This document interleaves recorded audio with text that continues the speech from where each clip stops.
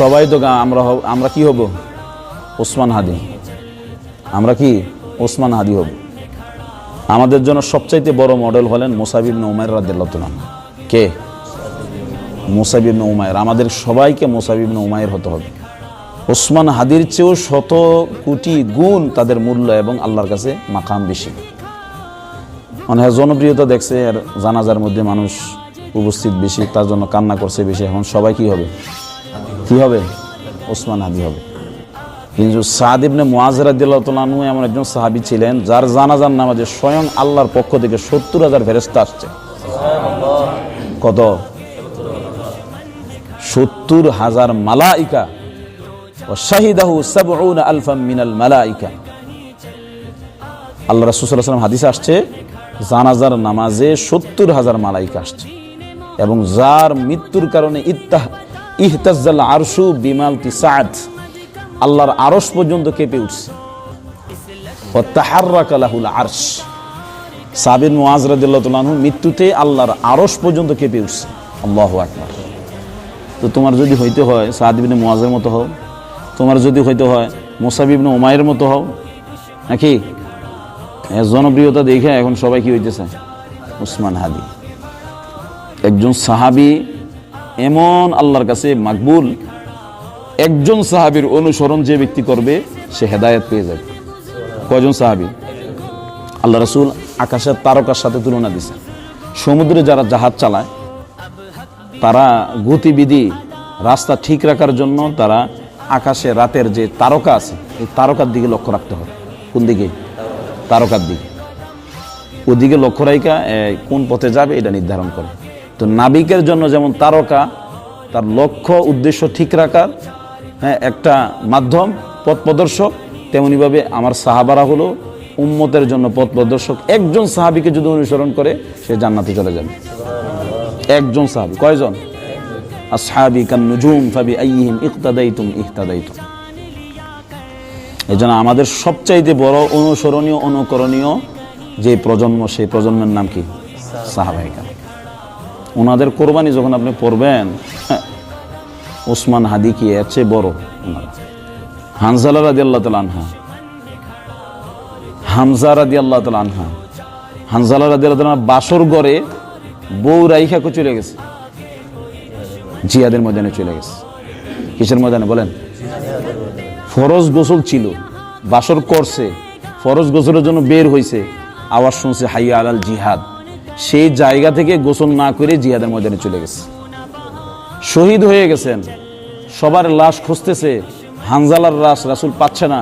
কিছুক্ষণ পরে মালাইকারা আসমান থেকে বেহেশতে তাকে গোসল করায়া জমির লাশ দিয়ে গেছে।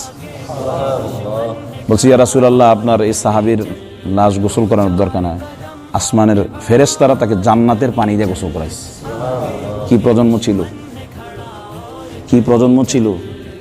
সুন্দরী বউ বাসর ঘরে রাইখা কই চলে গেছে? জিহাদের ময়দানে চলে গেছে। আর এক সাহাবী কালো ছিল, সাদ রাদিয়াল্লাহু তাআলা আনহু। কেউ মেয়ে দিবে না।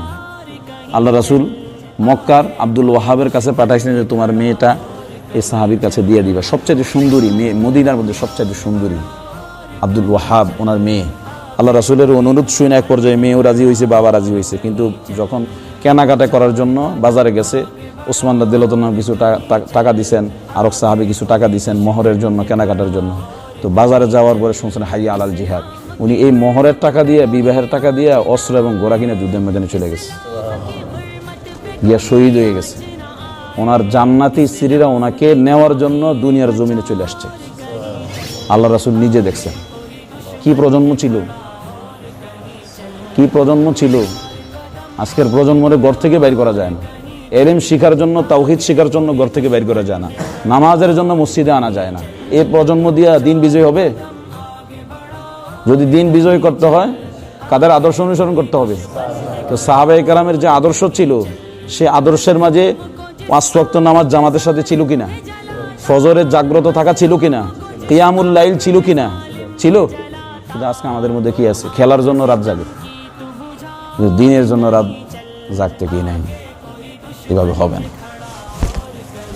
প্রজন্ম পরিবর্তন করতে হবে। নিজের সন্তানকে সাহাবাদের জীবনী শোনাইতে হবে, নিজের সন্তানকে সাহাবাদের জীবনী পাঠ করায় করায় শিখাইতে হবে যে তোমাকে এই সমস্ত ব্যক্তিদের অনুসরণ করতে হবে, এদেরকে আইডল হিসেবে গ্রহণ করতে হবে। এই হাদি না, আমাদের আইডল হল মুসাব ইবনে উমায়ের। যুবকদের আইডল কে? মুসাব ইবনে উমায়ের, যে সবচাইতে সুন্দর ছিল, সবচাইতে সুদর্শন ছিল, রাসূলের চেহারার সাথে যার চেহারা মিলছিল। তো রাসূল সুন্দর না? তো রাসূলের চেহারার সাথে যার চেহারা মিল, সে কি হবে? সবচাইতে দামি কাপড় পরতো, সবচাইতে দামি পারফিউম ব্যবহার করতো।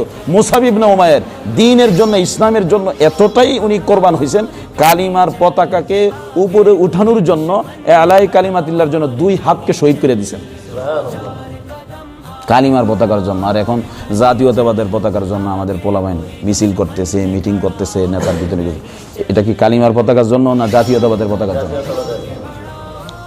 লা ইলাহা ইল্লাল্লাহর পতাকা ছাড়া যত পতাকা আছে সব জাহিলিয়া।